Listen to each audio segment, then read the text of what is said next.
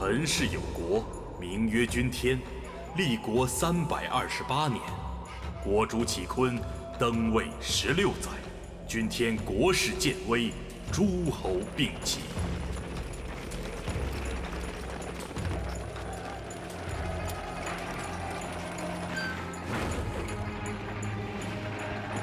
天权依仗玉照山天险，自成一派，偏安西境，务厚而裁丰，少与他国往来。北境之天书，盛产良驹、精铁，书人善机巧铸剑之术，后纳开阳于其版图之中。东南之天机，奉巫仪，重农耕，风俗自成一体，得玉衡归附。为西南之天玄，马强而人壮，新王登位数载，开疆拓土之势渐盛。世人鲜知月之山以西，雾兰江以南，另有一国，名为南肃。此国因地形之势，不与他国通人烟，世人亦难窥其真容。齐坤帝空有天下共主之名，几方诸侯各自为政。天玄、天权、天书率先立国，以王者居之，天机隐而不发。尧光乃君天直隶属国，下辖金矿数座，数代以来掌管天下铸币之物。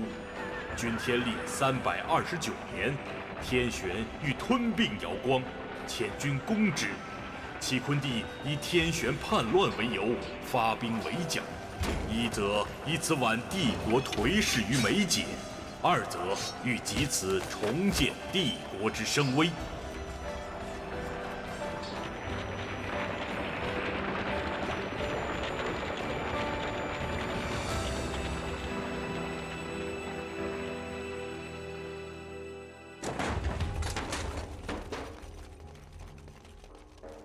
裘天豪接旨。裘天豪身为义军主帅，裹足不前，以致贻误战机，其罪当诛，钦此。臣接旨。慢走，走！走！慢走！这边，走！快走！走，慢走！老实点。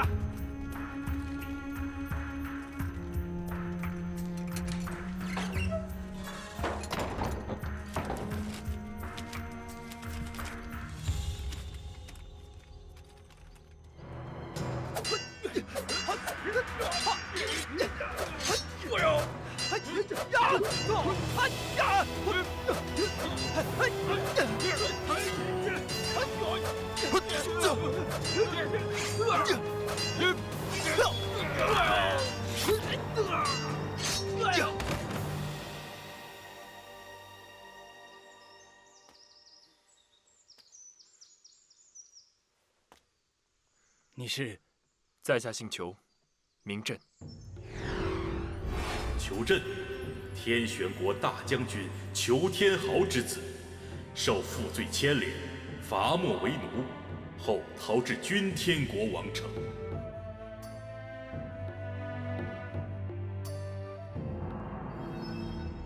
看你衣饰，不像本地人，却不知何故会到这狩猎场来。在下行经此地，本打算悄悄穿过猎场，走个捷径。不想看到你被追杀，可见此乃天意。裘震，裘这个姓可不多见。壮士可知数年前天玄叛王麾下那位裘将军？那是家父。你父亲战败，被赐死抄家，你为何会来此处？在下获罪，被拘于天玄邺庭。本打算戴罪从军，替父赎罪，替裘家正名。无奈此路不通，于是才从邺庭逃来这里，不想因而被通缉，不得已只能逃离故国。壮士也算将门之后，寡人是天下共主，你也算是寡人的臣民。启坤，天下共主，欲以天玄国寓意反叛为由，杀鸡儆猴，威慑于各方诸侯。陛下，你与寡人又有救命之恩，既是无处可去，不如留下。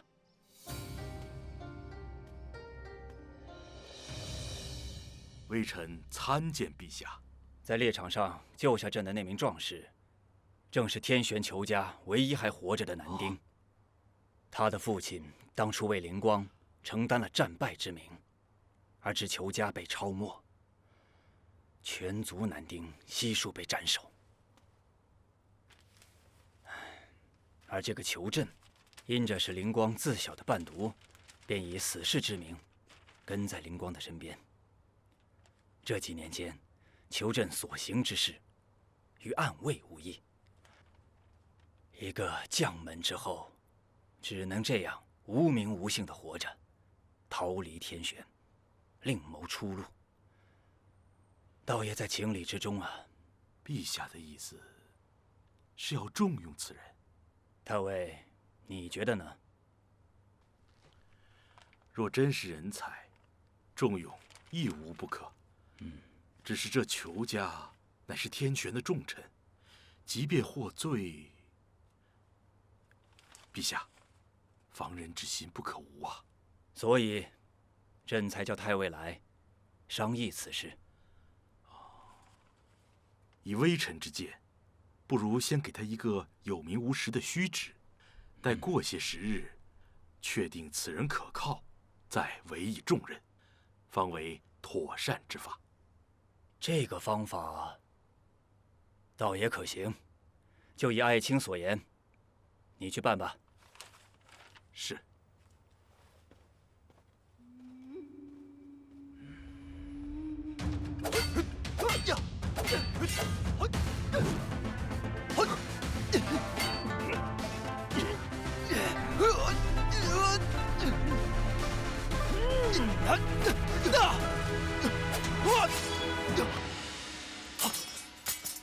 裘先生，朕可有伤到你？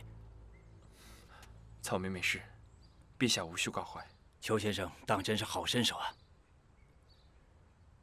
你裘家若未出事，想必如今你也是天选的一员猛将。陛下，裘氏如今已没什么裘氏了，我与天玄已无瓜葛。他们用重金悬赏通缉我，有生之年，怕是回不去了。裘先生，此言差矣。若是让先生重回天玄，为已故的裘老将军，还有裘氏全族证明呢？草民愚钝，陛下之言，草民不解。裘先生，可愿留下？眼前虽然没有什么合适先生的官职，但以先生之才，或许不久之后便有用武之地。陛下是想出兵天玄？何以见得？陛下说，草民有用武之地。除了战场跟天玄以外，草民实在想不出有何用处。裘先生是个聪明人，朕就是喜欢与聪明人说话。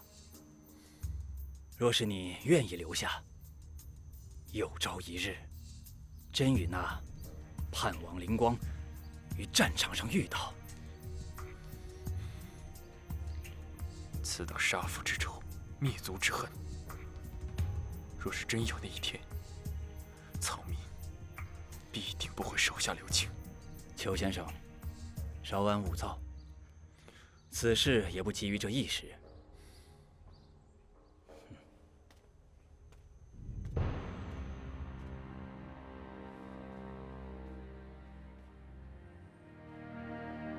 臣等叩见陛下。平身。谢陛下。宣求朕。宣求朕上殿。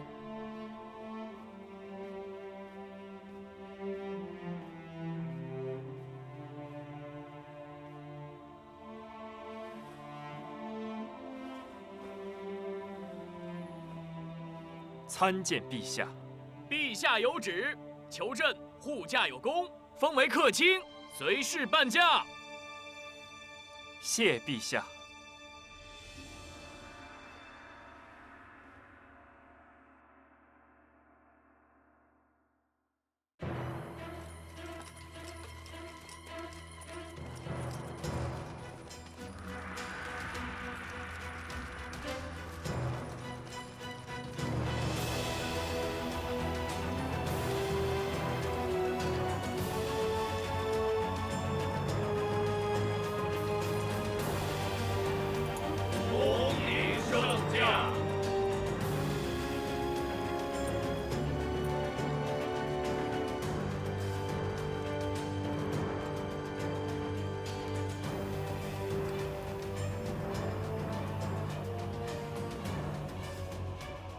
微臣叩见陛下。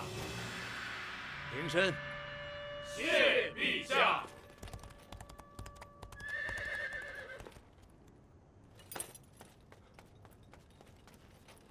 禀陛下，叛军已有溃退之象。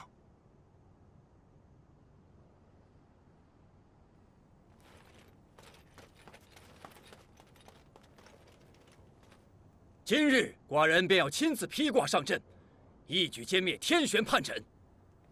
陛下圣明。爱卿，可愿为寡人擂鼓助威？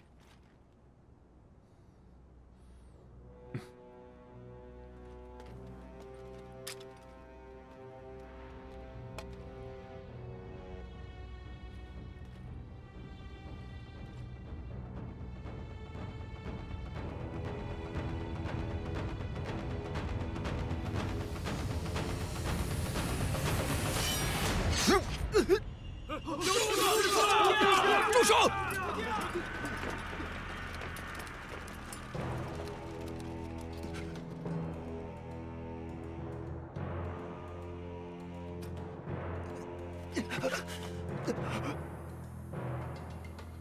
陛下，得罪了。爱卿，你真是好。陛下与我有知遇之恩，跟随陛下这段时日，我也知陛下是位贤主。奈何我本是天玄国君麾下死士，唯愿故国长安。天下能者，如你这般忠勇之士，却是少见。走！陛下！陛下！陛下！陛下，你还不走？走！陛下！陛下！陛下！陛下！陛下！陛下！陛下！陛下！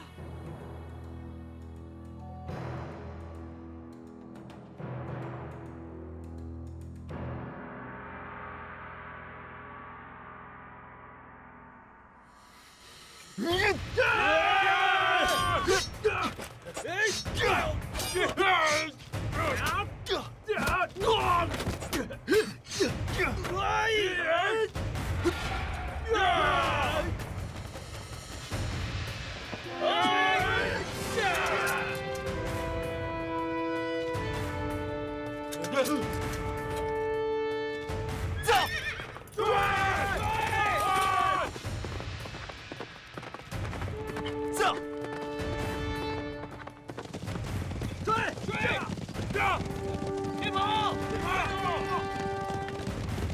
追！站住！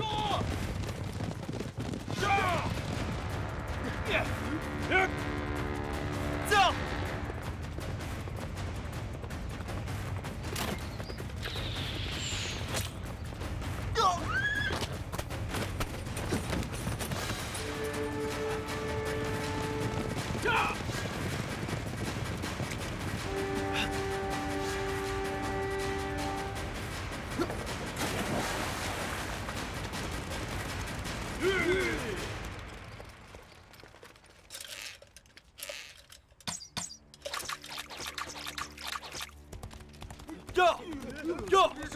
闪开！皇上。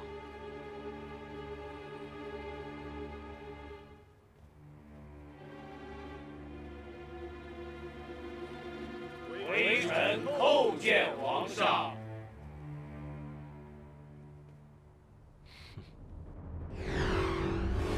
灵光，天玄国主，原为君天国天玄侯，后自立为王。启禀皇上，灵水大捷，共主启坤身死，君天已经退兵。好，甚好。众爱卿平身吧。谢皇上。裘震呢？他为何还未回宫？回皇上的话，裘大人行刺成功之后，点了烟火信号，可是他迟迟未归。吾等沿着灵水上下搜寻了数百里，并且沿途查访，一刻不敢怠慢。如果发现了他，马上带他回宫。混账！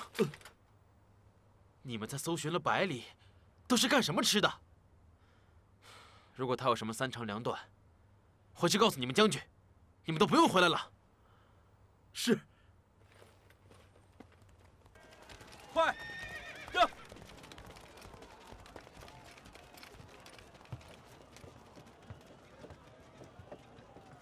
我听说啊，共主身边出了奸佞。有奸佞？这前一段时间不是还听说，那天下共主启坤连破我国数座城池，到灵水了。哎，你们几位，我是刚打北边过来的，这君天国呀，恐怕是要散了。大叔，此话怎讲？这君天好歹也是天下共主，就算启坤帝战败身亡，定然有储君接位，怎么可能说散就散呢？对啊，我说，你们这些读书人，天天就知道读书，根本就不知道外面发生了什么事情。哎呀，启坤帝带着一干悍将人马，一路南攻，本想直捣天玄王城，可是打到灵水边的时候，他被他一直提拔的一个客卿给杀了。弑杀天下共主，实为大逆不道之举。参见王上。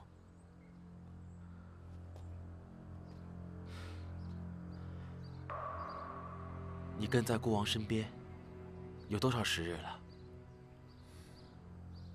2年半。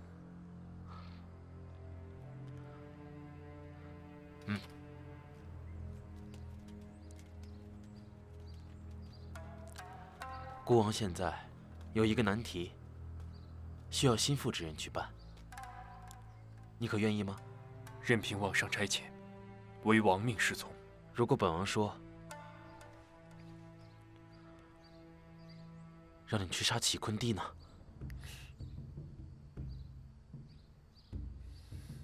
怎么？你怕了？任凭王上差遣，唯王命是从。裘震，本王思来想去，将这个难题交于你，本王最放心。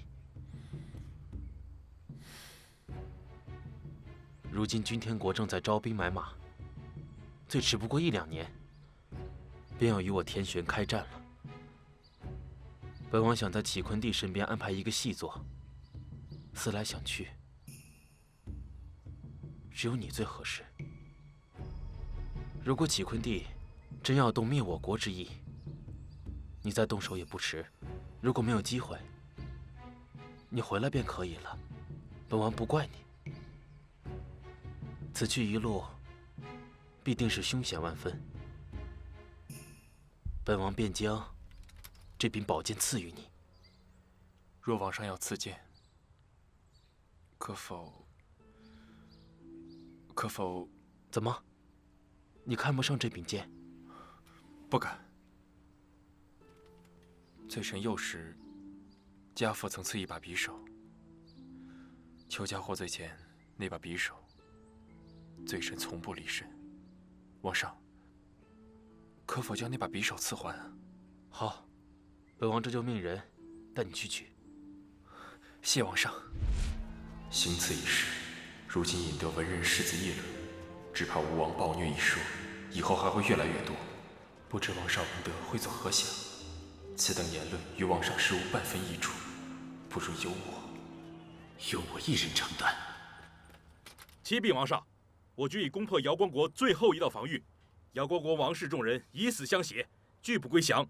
大将军命小人前来请旨，攻与不攻？攻与不攻？若非本王同时要对付启坤帝与瑶光，我天玄大军也不至于分作两处，更不至裘镇至今下落不明。他们想死，就随他们去死好了。王上，请三思啊！臣以为眼下大局不明，如果将一国王室绞杀殆尽的话，只怕要背上暴虐之名啊！以老臣之见，不若派出使臣，同时再让上将军退兵20里，让他们心甘情愿地臣服啊！本王既已派人行刺了当今的天下共主，就不怕再担个灭了他国的名声。更何况瑶光不过是依附于我国边境的区区小国，仗着国内有数座金矿罢了，以为君天铸币，便能够分到一杯羹了吧？王上，丞相无需多言，本王现在最在乎的事情是裘镇的安危。此事还劳烦丞相多多费心。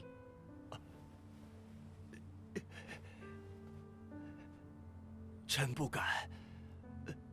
王上吩咐便是。去吧。是。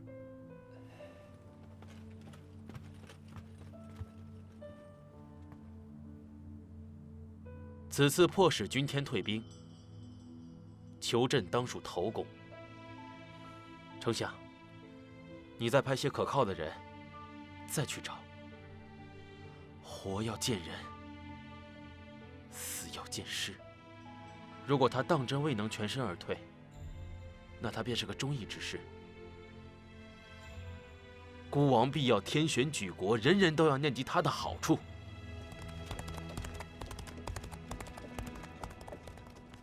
丞相派去找裘镇的人，找到了吗？臣有负王上所托，不过臣以为，如今没有消息，也就是好消息啊，至少还有找到人的希望。但愿如此吧。哎，丞相，你此前说过的那个庆典啊，王上要褒奖有功之人，那也须得让天玄的百姓知道这件事的来龙去脉啊，也好让朝臣心服口服，以免日后有人在背后说些大逆不道的言论呢。那就依丞相所言，把这个庆典给本王搞得再热闹点儿。另外，再派些人出去，就算把临水上下给我都翻过来，也得把人给本王找到。老臣遵旨。哎呀，快点快点啊！晚了怕是站不到好位置了。哎，听说这回比当年开国庆典还要热闹啊！听说王上要亲自主持庆典，我长这么大还没见过王上长什么样呢。哎，裘将军，您可算是回来了，王上找您好久了。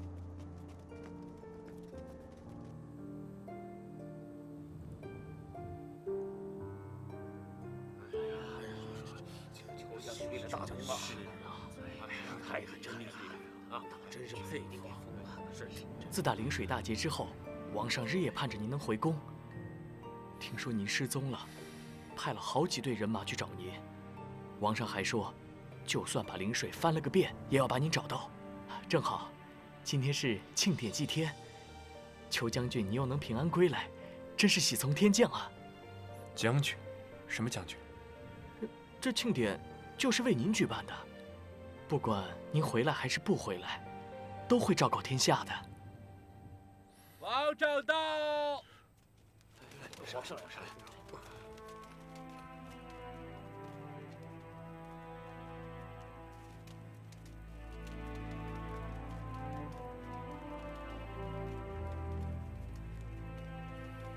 王上，裘震，王上，以祭祀为重啊，其他事宜等祭祀以后再说好吗？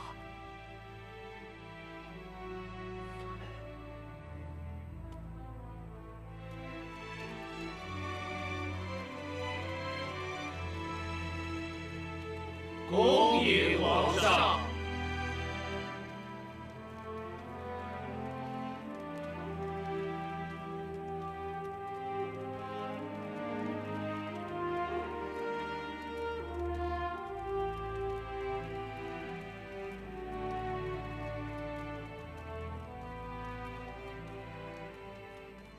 臣等参见王上。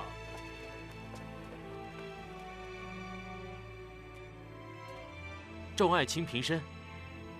谢王上。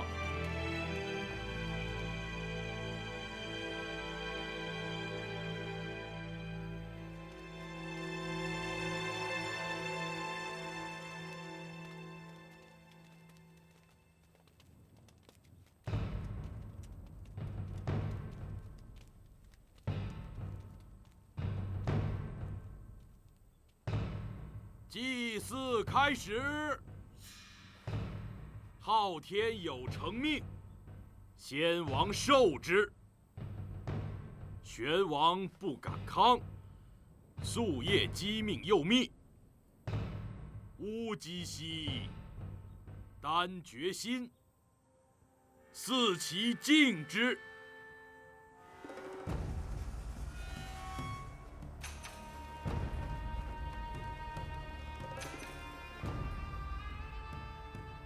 一叩首，起；二叩首，起；三叩首，起。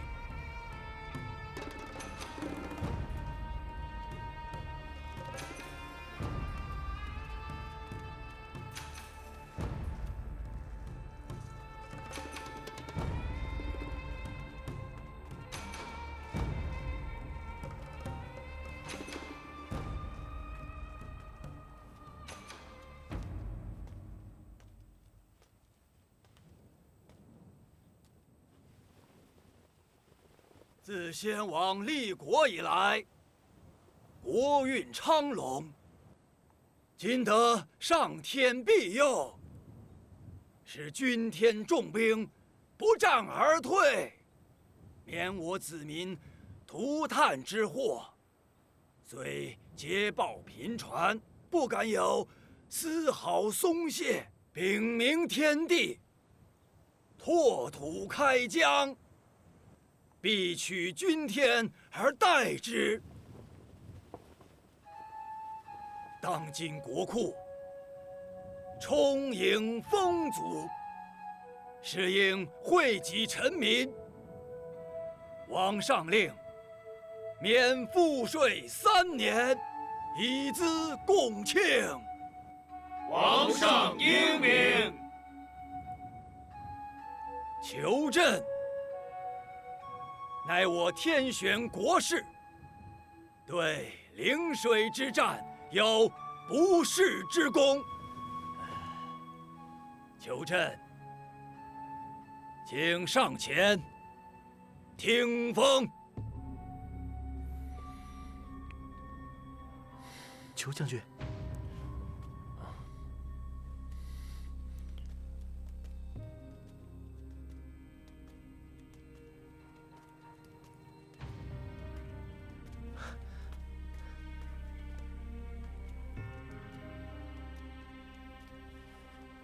参见王上。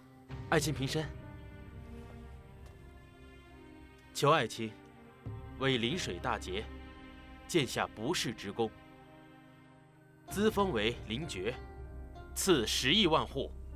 皇上，这等封赏，臣万万不能领受。爱卿不必推辞。你是我天玄1等1的勇士，无论什么样的封赏，你都担当得起。不单单是10亿万户，本王还有意拜你为上将军，等着你为本王夺了这天下。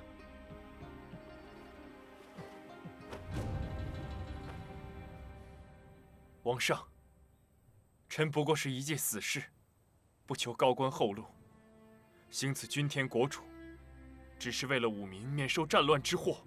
齐坤此人并非是个昏聩暴君，若非他以平叛之名，一路攻至了灵水畔，臣也不会出手将其致死。当日，臣原是想玉石俱焚，不想齐坤弥留之际，放我回来向王上复命。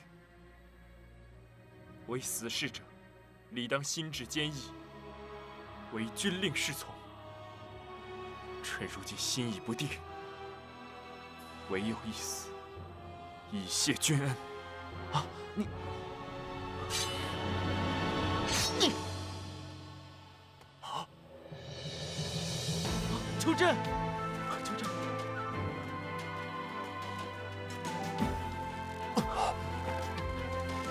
邱震，邱震！若你不想要这些赏赐，本王都依你。这件事，快来人！快去找驿丞去！快！臣这一路逾进王城一步，便愈添了一份死志。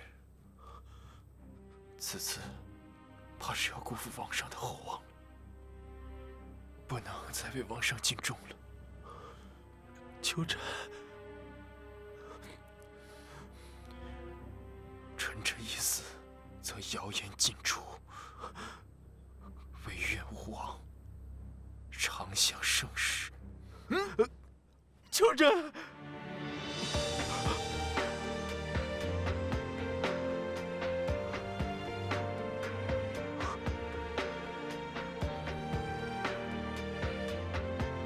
邱震，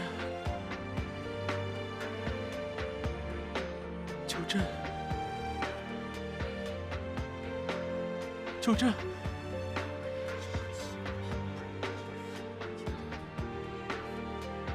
邱震，邱震。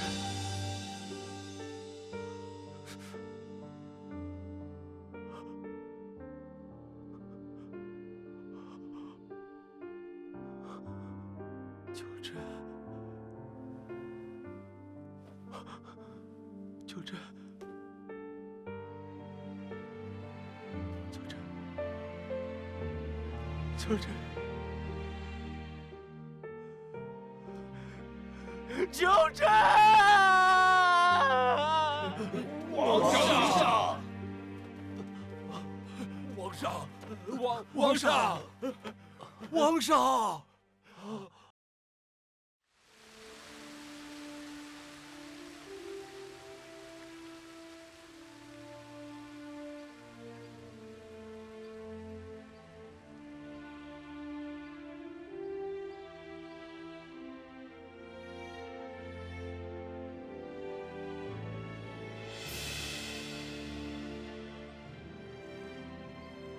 公孙乾，天玄国没落世家公孙氏子弟，一心重振家业，报效天玄。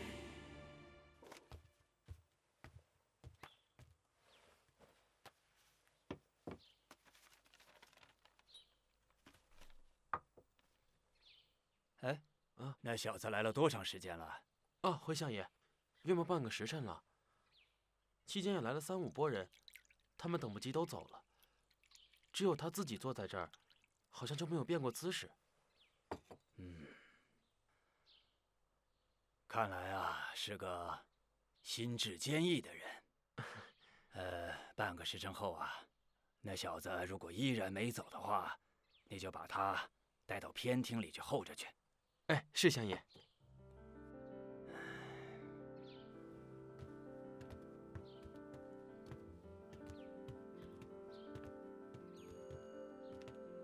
公子请。公子请稍后，我家闲言忙完就来和你说话。有劳了。哎。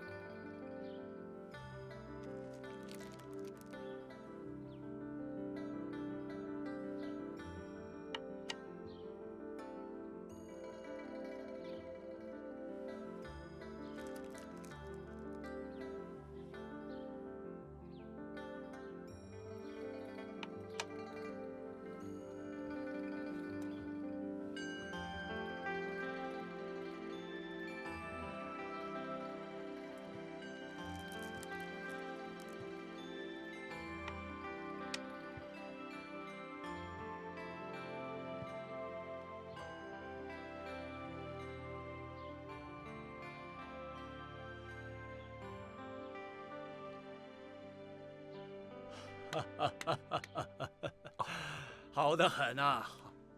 丞相大人，庶子无礼，刚在这儿看到这样一盘残局，一时手痒，请大人不要怪罪。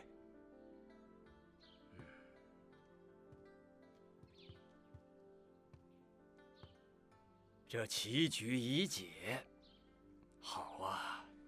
让丞相大人见笑了。公孙，你的文章我已看过了，称得上“精彩绝艳”这4个字啊！眼下正是用人之际呀，你是否愿意跟随我的左右啊？此为晚生之福，只要在下力所能及之事，定当全力以赴。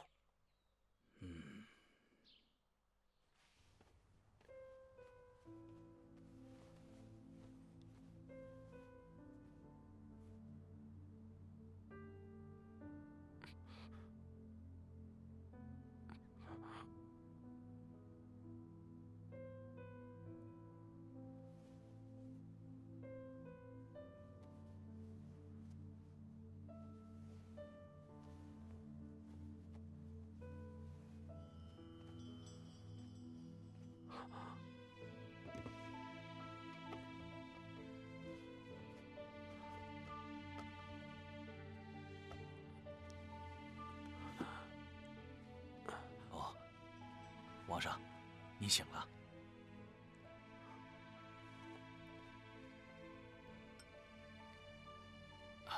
皇上，此刻您是否还有头痛感？臣制了汤药，您喝下去，片刻之后就会舒服点。滚！我现在不想看到任何人，都给我滚！是。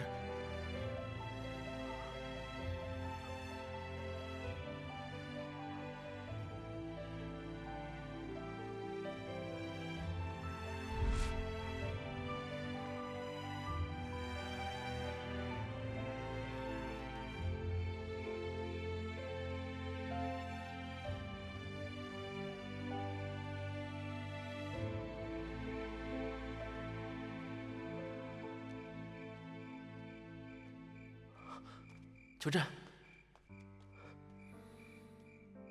求朕，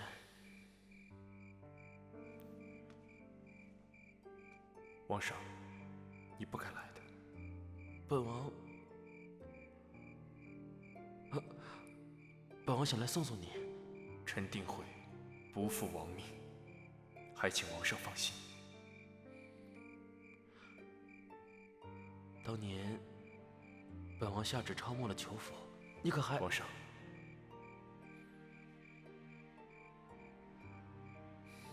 旧事无需再提。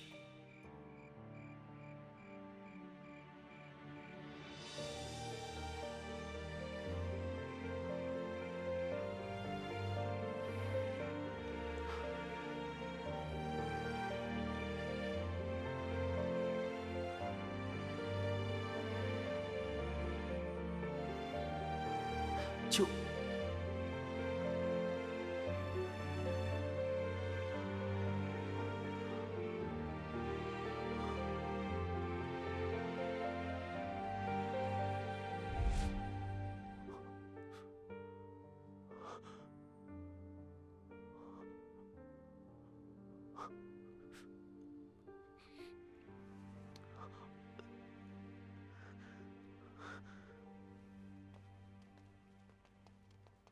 丞相大人，请稍后。王上近日来心情不佳，一会儿王上若要与你下棋的话，你便陪王上手谈一局。大人，王上会与我下棋吗？丞相大人，里边请。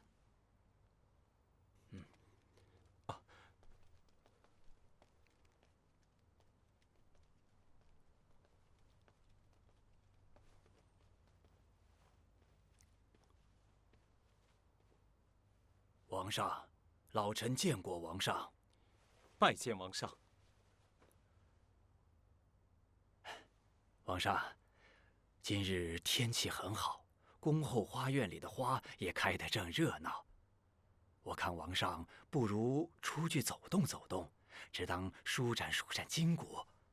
本王只怕舍了这身筋骨去了。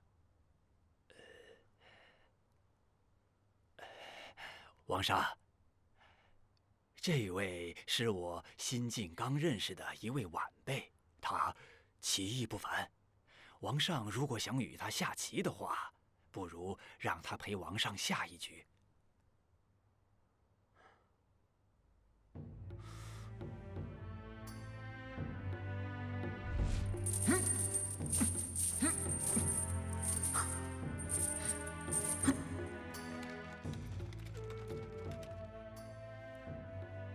叩见王上。从今以后，你就跟在本王身边，做个近侍吧。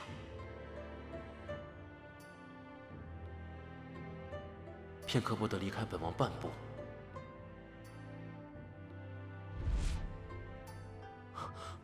平山，求朕，求朕！你不是求朕。丞相，臣在。你们都回去吧。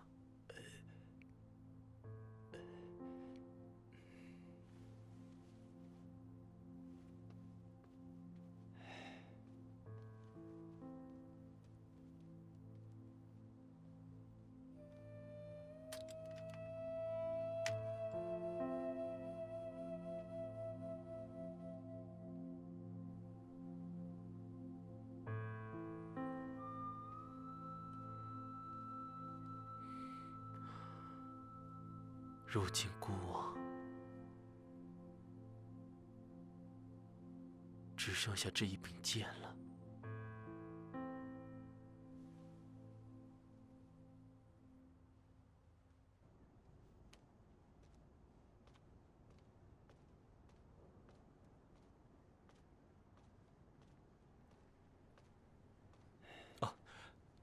丞相大人，王上手中那柄匕首，仿佛并没有特别之处啊。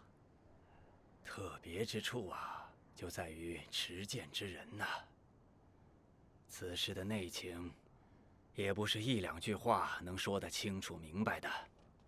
不过呢，日后你就会慢慢知道了。说起来，吴将军的伤势又加重了。目前呢，我们天玄国也只有他能带兵上阵了。若是求，罢了罢了。公孙呐，你近日看举荐信之时，可有看到能堪大用之人呢？可冲锋陷阵的猛士倒是有，只是能为将才的，在下并没有发现。不过，最近在下听到一则坊间传闻，说天机侯辖处某地有白虹贯日的奇景。大家纷纷猜测，要么是那里出了上应降星之人，要么就是有人锻造出了神兵利器。无论真假与否啊，你都得派几个得力的人前去查访查访。是。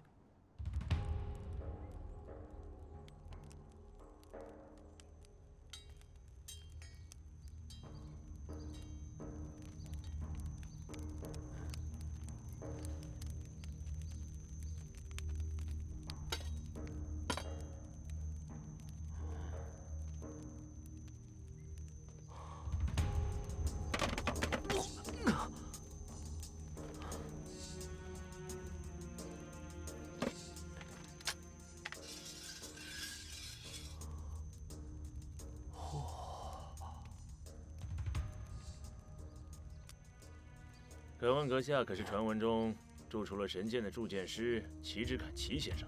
啊，不过都是些虚名，不值一提。敢问阁下是？在下平日里也就是爱搜集个稀罕刀剑，这不听闻剑炉里出了一把神剑，特意赶来想一探究竟。不知齐先生可否行个方便，让在下一饱眼福呢？哼，不过都是些破铁，不看也罢。我看并非是先生谦和，而是你根本非是剑炉的主人吧？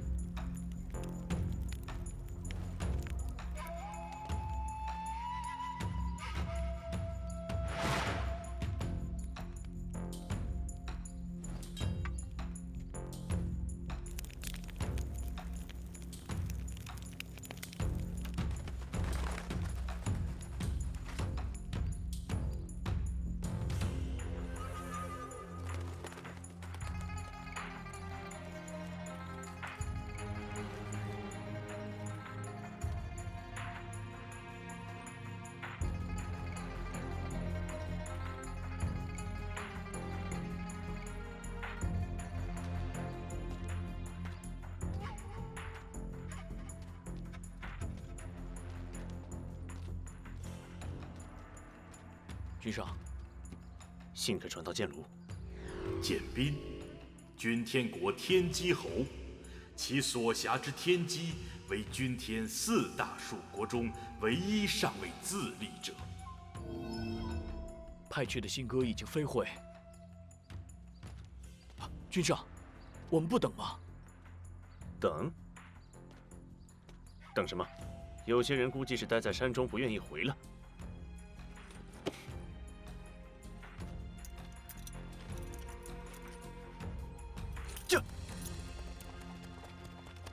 这一路行来，宵小之辈，几次三番，异域行刺。只需要过了这段险途，前路便再无可供刺客潜藏之处。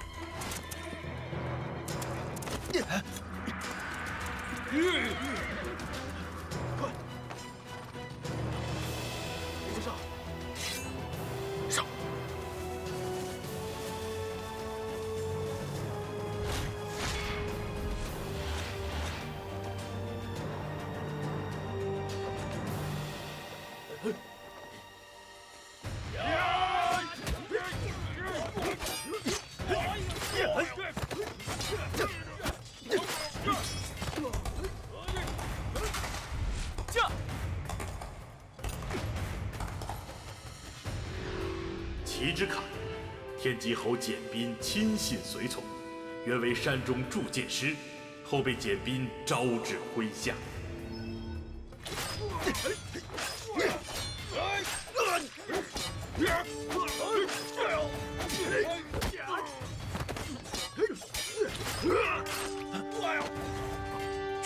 恋战，平安脱困方是上策。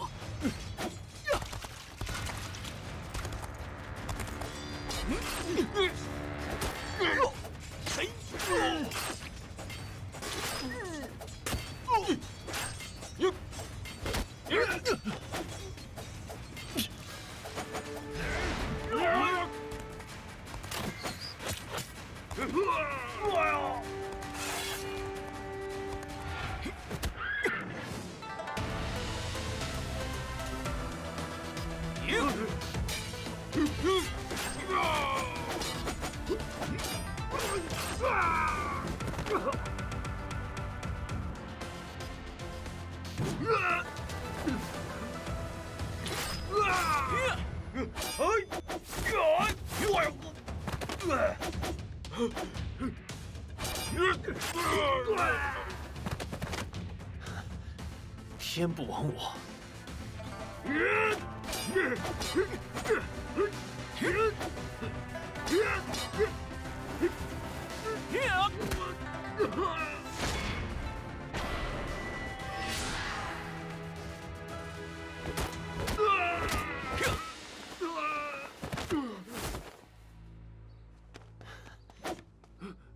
你受何人指使？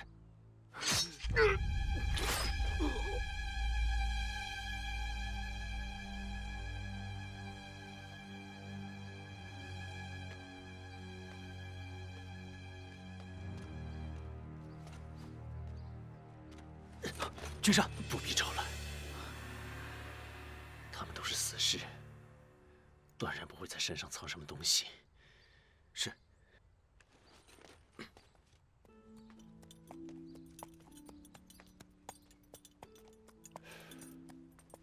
属下救驾来迟，令君上以身涉险，还望君上责罚。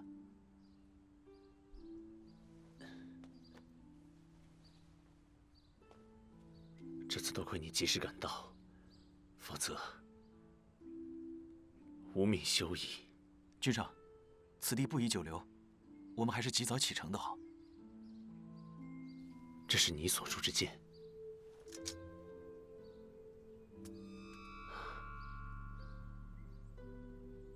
滴血不沾，果然不是凡品。就为了铸这把剑，让君上处于危险之境，属下死罪。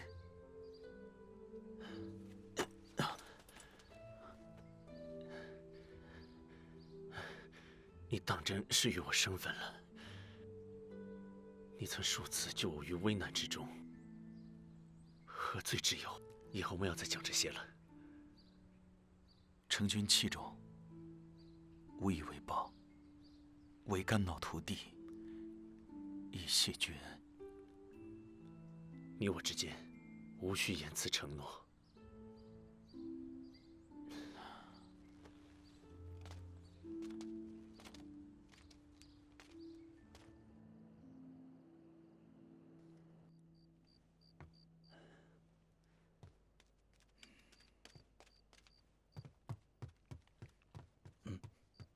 相爷，密信。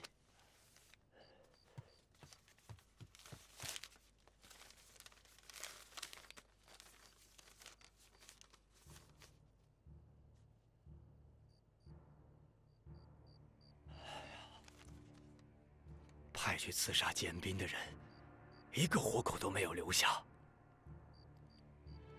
他们可是被识破了身份。不会，死士身上并没有多余的东西。我担心的是简彬身边，怕是还有能人，竟能保他万无一失。此前派去天机寻访剑师的人回禀，那里已经人去屋空。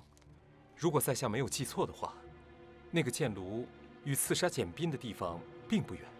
在下猜测，这二者必定有所联系。你说的不错，此事还得从长计议。回禀相爷，将军府派人来传讯，武将军的伤势又有反复。快备轿！是。公孙，今晚赶紧去把这几日的所有的边境战报整理出来。如若当真有万一的话，我们好早做打算。是。参见君上。平身。谢君上。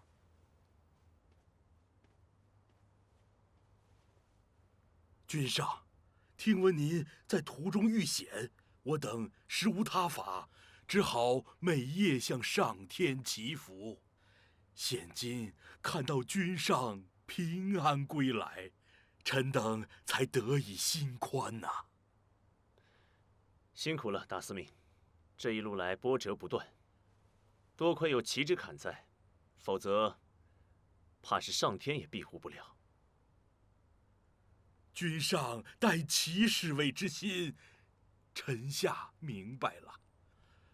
但君上却不可对上苍有不敬之语啊！大司命太严苛了。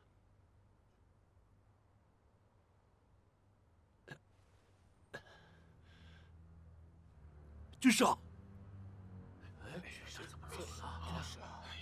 君上，您怎么了？快去叫依城来。君上，你怎么了？哎呦，没事啊。君上，你没事吧？君上，你怎么了？君上，哎呦，回禀君上，行刺之人乃天玄死士。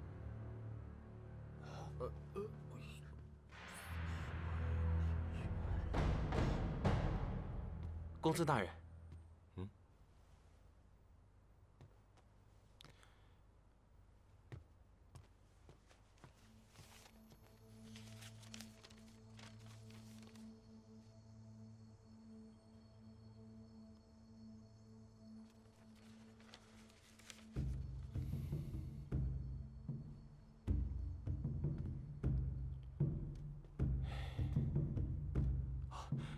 大人，这是刚从天机传回来的密信。所言何事？简斌身边多了一名能人，此人名为齐之坎，数年前已是简斌禁卫，不知何故，1年前躲去山中草屋铸剑。我们派去天机刺杀简斌的人，就是死在此人剑下。他现与简斌返回宫中，据可靠线报说，简斌极为看重此人。天机，还真是个大麻烦呢。要是吴将军尚在的话，我们天玄国还能与天机国一战。唉，这如今的形势啊，怕是难喽。大人，在下有个想法。哦，你说。我国与天机所争之处，不过几座边境城池，那些城池年年战乱，时事就空，实在是守之无用，弃之可惜。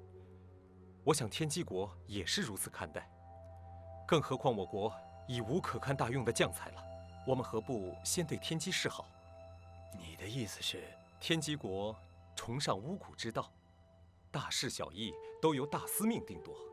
既然如此，我们不如投其所好，借上天之口，平息刀兵之争。借上天之口，平息刀兵之争。这件事情，公孙就交给你去办吧。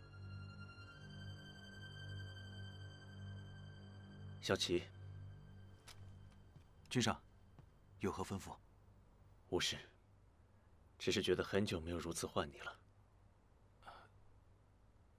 时辰不早了，还望君上早些就寝。还有这许多没有看完，少睡一夜半夜的，不打紧。斥候回报说，咱们在路上遇到的几波刺客，来自天玄。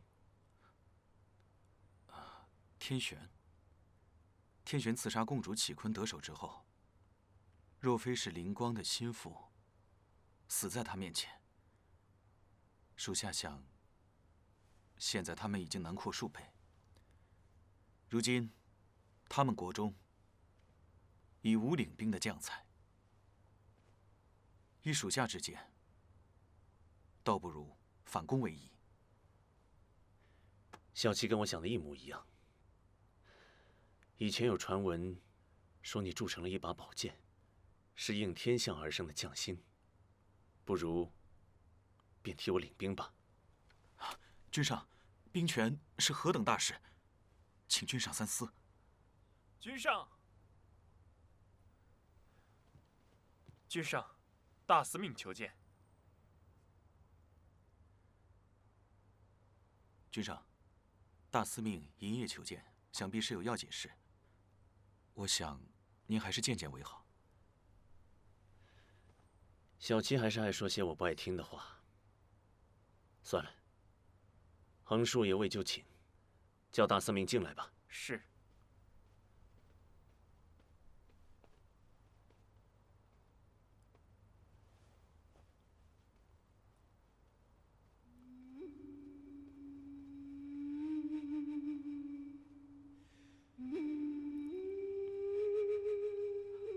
臣参见君上。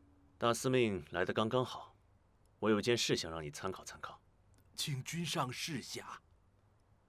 天玄、天枢、天权，在3、5年内各自立国，唯我天机隐而不发。如今大家都在谋算着天下，我们是不是该改个称呼了？否则国不国，君不君。君上所言甚是。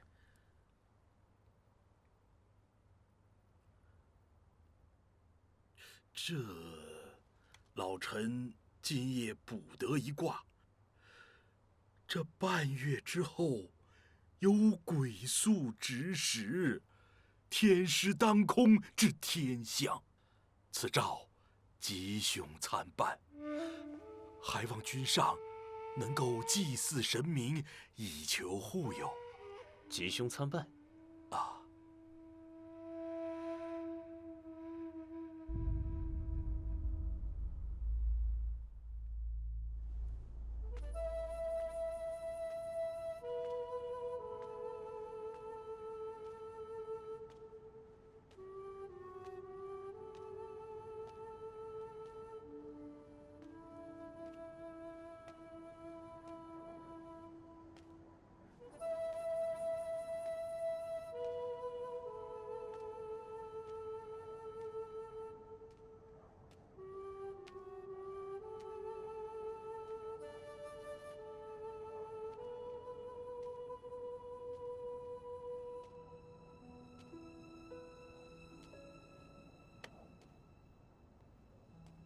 阿旭，慕容离，瑶光国王子，因天玄大军攻破瑶光王城，国破家亡。阿旭，你怎么来了？这是公主玉玺，带着她，快走吧。啊！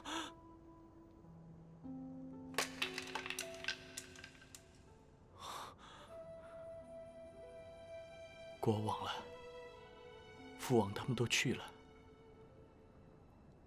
我还有什么意义活在这个世上？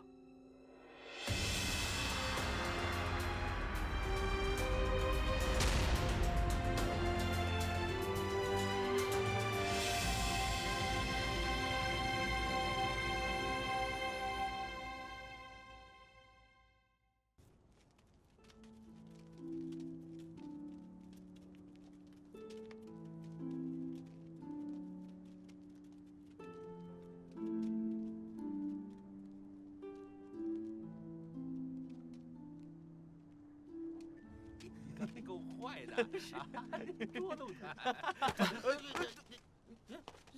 不知道好狗不长道啊！真是一点规矩都没有。知道这是哪儿吗？傻在那干嘛呢？在下只是想来天书学宫求学，方才多有得罪。该，看看这是哪儿？是你来的地方吗？人都说这天书学宫，夫子教的是经史子集，世子学的是礼义廉耻。今日一看，不过尔尔嘛。何人在此大放厥词？这天书学宫的门，可不是随便什么人都进得了的。我也只是说道理，看阁下也不过是学宫中的士子。我进不进得了学宫求学，想来不需要阁下首肯吧？不知天高地厚，敢在这里逞口舌之快，只是一介莽夫也敢附庸风雅。哎，这乡巴佬也配剑？兄弟们，咱们把他的剑给卸了！来，你呀，住手！夫子，晚辈久仰学宫大名，一心想来求学，逾矩之处，还请海涵。等等，你不是要来求学吗？怎么这么轻易就放弃了？您是？哈，老夫是这个学宫的夫子。我看你目光炯炯，行为也算是周全。跟我进来吧。仲昏仪，天书国寒门子弟，得学宫夫子亲眼，入学宫研习。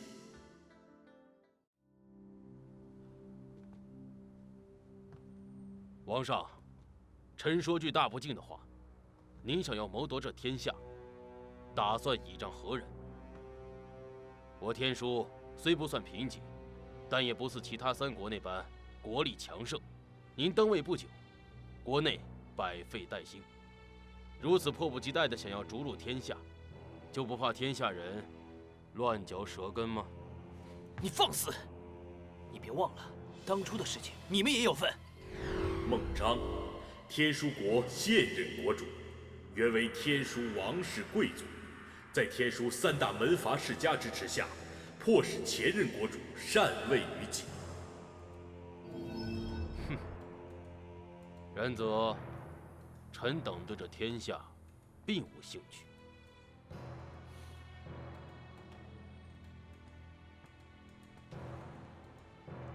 禀王上，司空大人求见。让他进来。是。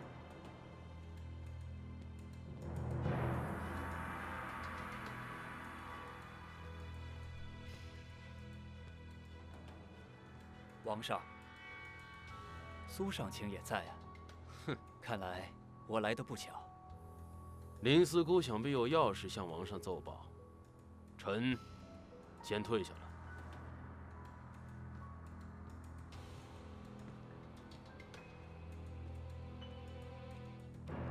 苏上卿又顶着王上了。此事不提也罢。爱卿带本王去巡视那运河修造，辛苦了。如果今天不是爱卿过来，说不定刚刚本王就将那苏汉以忤逆论处了。本王现在也算大权在握，相信处置一个小小的苏汉，并不是什么大事。王上委屈，下官当然知道。但是王上，您已经忍了10几年了，士族把您推上这个位置，您万万不可因小失大呀。本王知道林大人你的苦心，也不是不愿意继续容忍他们，可是士族势力盘根错节，吴王是知道的。杀苏汉的谕令一下，只怕您的王命还没有出宫，他们就已经逼宫问命了。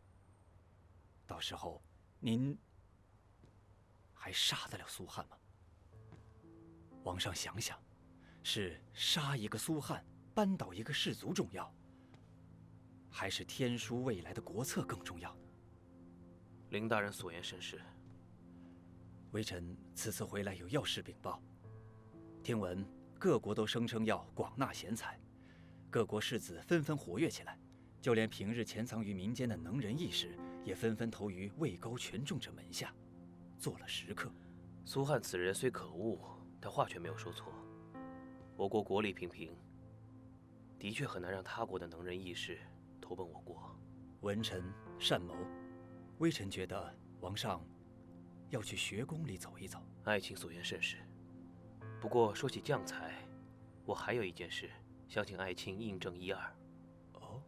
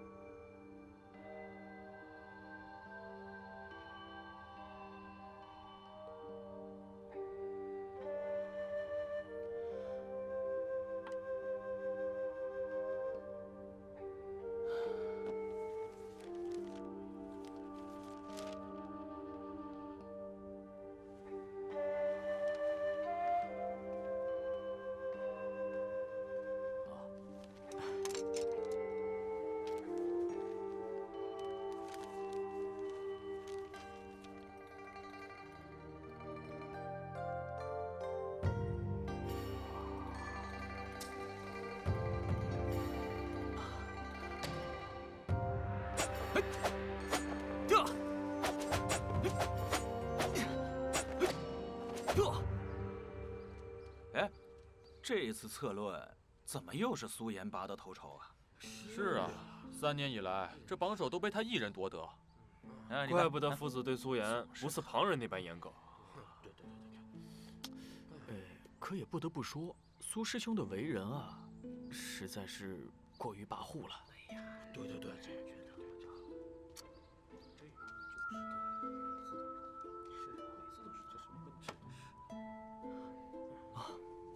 夫子，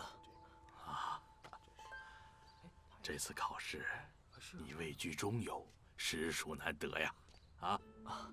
学生以为名次还会再靠前些。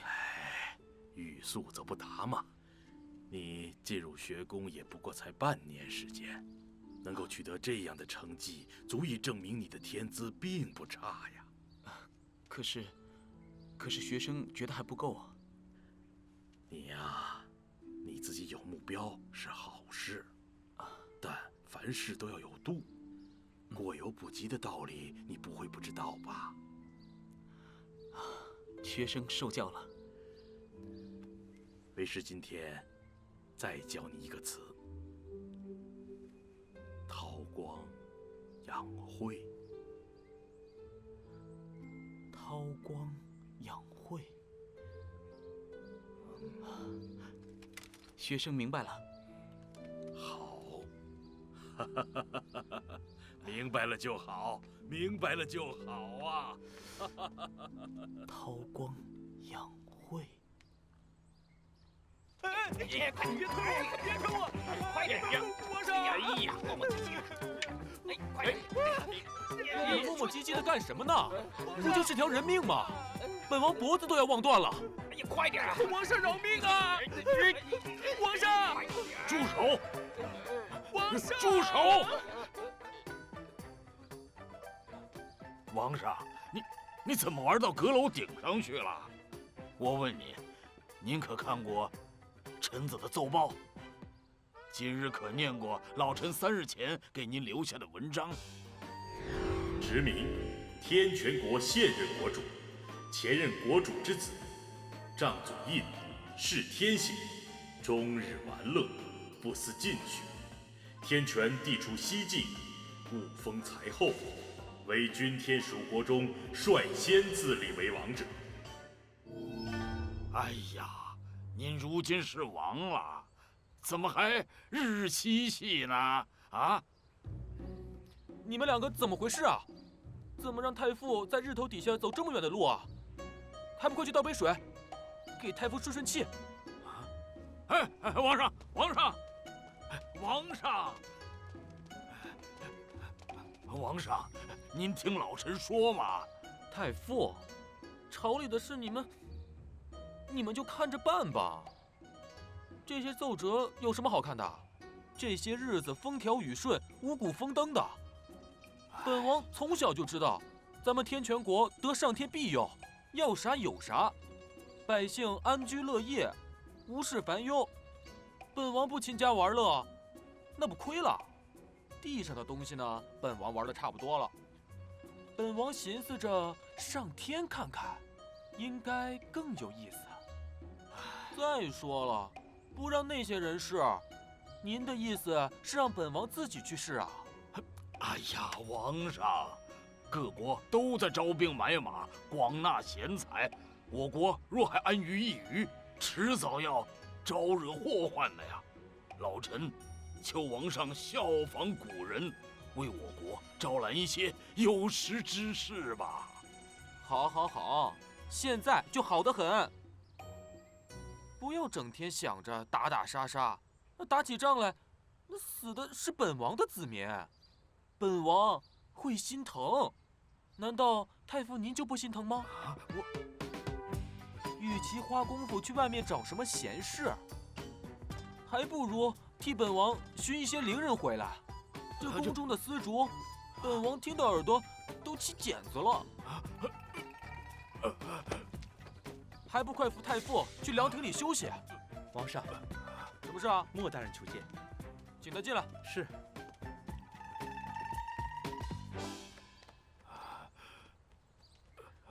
太傅，太傅。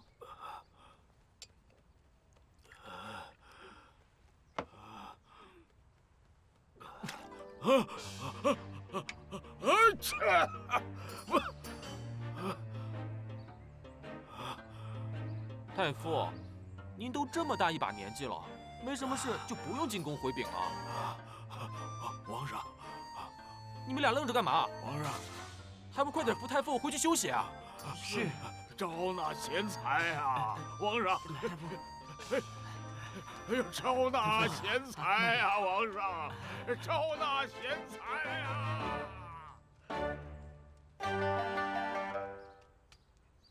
在下打扰诸位的雅兴了。哪里，我等师兄弟只是在听苏师兄的高见而已。王上新政，人人都可以各抒己见，不知众师弟有何见解啊？在下才疏学浅，不敢妄言。皇上，学子们胡乱之言，别放在心上。无妨。王上新政，字字关乎读书人，你有何不敢说的？苏师兄，若真想听，在下就妄言几句。王上新政，在下并未细看，但方才苏师兄所言，并不敢苟同。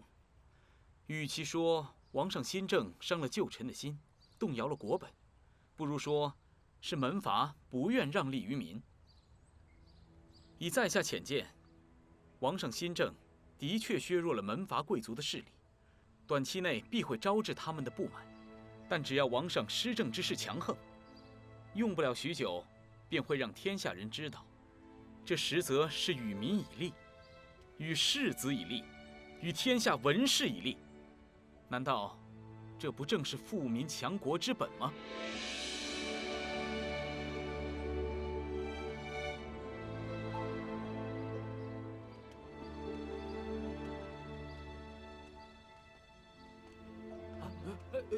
见过父子。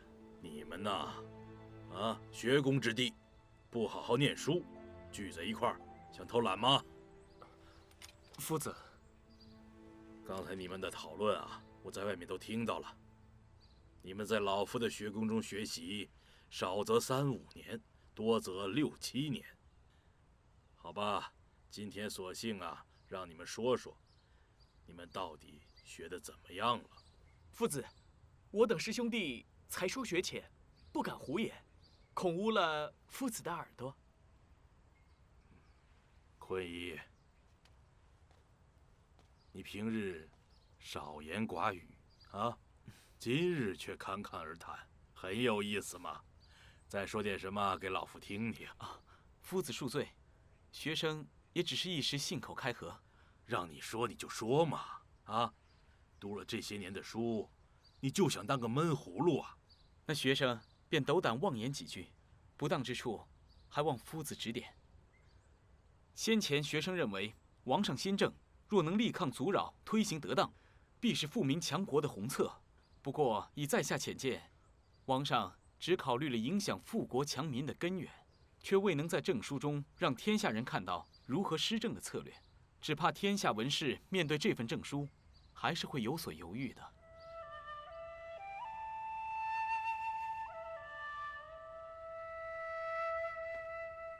那么依你所见，应该如何行事呢？学生认为，吸引天下高士来我天书为其一，知人善用是为其二。你说的话虽有道理，但他国能者，尤其是名声鹊起之士，又为何愿意来我国屈就这样微末的官职呢？学生想问，他国能者名声再大，可熟知我天书国之民情风貌？若是不知，如何能以己之所学，带军巡守疆域？退1万步，就算他是能者，若不愿屈就，那也只是眼高手低罢了。这样的人，为君者不用也罢。这番言论听起来好像有理，细细一想，与废话无异。你出身贫寒，自然对这些门阀世家多有怨怼。倘若有朝一日你得以为官作宰，恐怕比起如今的士族，犹会过之。正是因为在下出身贫寒，知道百姓日子的艰辛，更知士族大家不仅与民争利，还不顾国体根本。停停！你们二人再争论下去，便不是在论证，而是小孩子吵嘴。王上的新政你们都知道了，好，就以这个为题，各自回去写一篇策论，让我看看这么些年你们都学了哪些治世之道。是，夫子。